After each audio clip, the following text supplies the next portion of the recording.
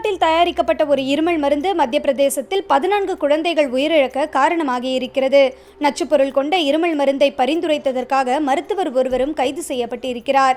மத்திய பிரதேசத்தில் இருமலால் பாதிக்கப்பட்டு மருத்துவமனைக்கு வந்த குழந்தைகளுக்கு கோல்ட்ரிஃப் என்ற இருமல் மருந்தை மருத்துவர் பிரவீன் சோனி பரிந்துரைத்திருக்கிறார். இந்த மருந்து தமிழ்நாட்டின் காஞ்சிபுரத்தில் உள்ள ஸ்ரீசின் பார்மாசூட்டிகல்ஸ் என்ற நிறுவனத்தில் தயாரிக்கப்பட்டிருக்கிறது.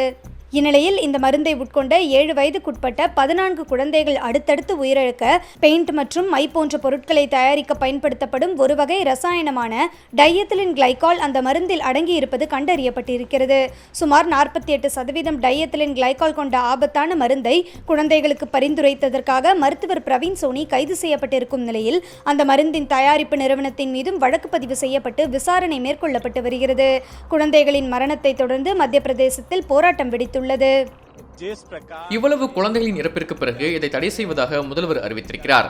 ஏற்கனவே மற்ற மாநிலங்களில் தடை செய்யப்பட்ட இந்த மருந்து மத்திய பிரதேசத்தின் மருந்தகங்களில் எவ்வாறு விற்கப்படுகிறது என்பதுதான் முதலமைச்சரிடம் நாங்கள் முன்வைக்கும் கேள்வி. இந்த மாநிலத்தில் விற்கப்படும் மருந்துகளை யார் கண்காணிப்பது? சுகாதாரத்துறை அமைச்சர் என்ன செய்து கொண்டிருக்கிறார்? இந்நிலையில் கடந்த அக்டோபர் 1ஆம் தேதியே தமிழக அரசும் கோல்ட்ரிஃப் இருமல் மருந்திற்கு தடை விதித்திருக்கிறது.